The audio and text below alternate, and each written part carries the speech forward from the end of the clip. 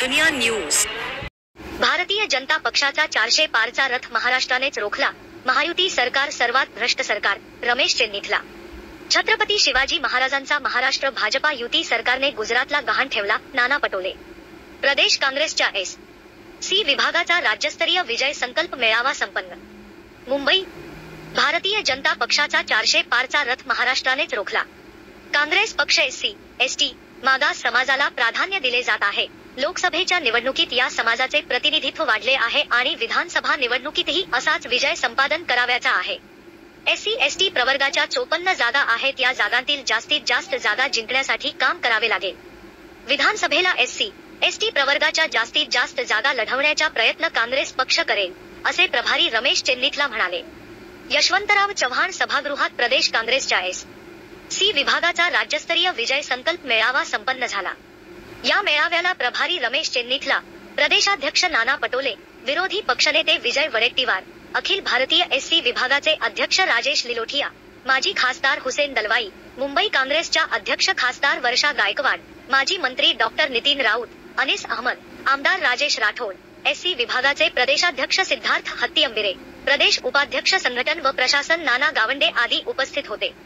रमेश चेन्नीथला पुढे म्हणाले की विविध राज्यात आरक्षणाची मागणी जोर धरत आहे। जास्तीत जास्त समाजाला आरक्षणाचा लाभ द्यायचा असेल तर जातनिहाय जनगणना करावी लागणार आहे, तसेच 50% मर्यादा हटवावी लागणार आहे। म्हणूनच लोकसभेतील विरोधी पक्षनेते राहुल गांधी यांनी जातनिहाय जनगणना करण्याचा निर्धार केला आहे। नरेंद्र मोदी पहिल्यांदा पंतप्रधान झाले तेव्हा संसदेला नमन केले आणि संसद भवन बदलले। यावेळी मोदींनी संविधानाला नमन केले। आता डॉक्टर बाबासाहेब आंबेडकर यांचे संविधान संपवायला निघाले आहे। देशात सर्वात जास्त भ्रष्टाचार महाराष्ट्रातील महायुती सरकारने केला आहे। विकास काम होत नाही, फक्त लूट सुरू आहे। पंतप्रधान नरेंद्र मोदी यांनी अजित पवारांवर 70,000 कोटींचा आरोप केला। प्रफुल्ल पटेलांवर भ्रष्टाचाराचे आरोप आहेत, त्यांनाही भाजपात प्रवेश देऊन पवित्र केले। यावेळी प्रदेशाध्यक्ष नाना पटोले म्हणाले की लोकसभा विरोधी पक्षनेते राहुल गांधी यांनी लोकसभेत जनगणनेची भूमिका मांडली। बहुजनांची आर्थिक, सामाजिक, शैक्षणिक सर्वे केला तरच न्याय मिळेल, पण भाजपा व मोदी सरकारचा मात्र जनगणनेला विरोध आहे। युपीए सरकारने आणलेल्या महिला आरक्षणाला भाजपाने विरोध केला होता आणि तेच विधेयक भाजपाने मंजूर केले, पण त्याची अंमलबजावणी केली नाही। महिला आरक्षणाची अंमलबजावणी करून केंद्रातील भाजपा सरकारकडून लाडक्या बहिणींवर अन्याय केला आहे आणि राज्यात मात्र लाडकी बहीण असा दुजाभाव भाजपा करत आहे।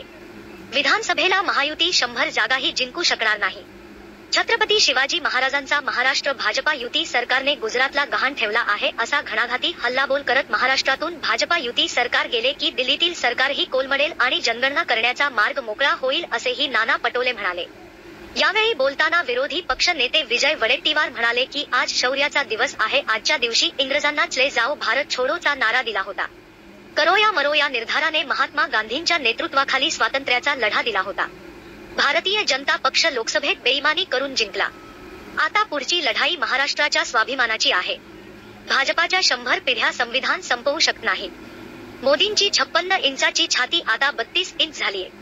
केंद्र आणि राज्यातले सरकार लुटारूंचे आहे। मतांची झाली कडकी म्हणून आठवली बहीण माझी लाडकी, अशी महायुती सरकारची अवस्था आहे। या सरकारने महाराष्ट्र गुजरातला गहाण ठेवला आहे। 10 लाख कोटीच्या जागा विकल्या आहेत। प्रत्येक कामात 40% कमिशन खोरी सुरू आहे। फक्त नावाने आणि वारसाने आंबेडकर होता येत नाही, तर कामातून आणि विचारातून आंबेडकर असले पाहिजे, असा टोला प्रकाश आंबेडकर यांना लगावला।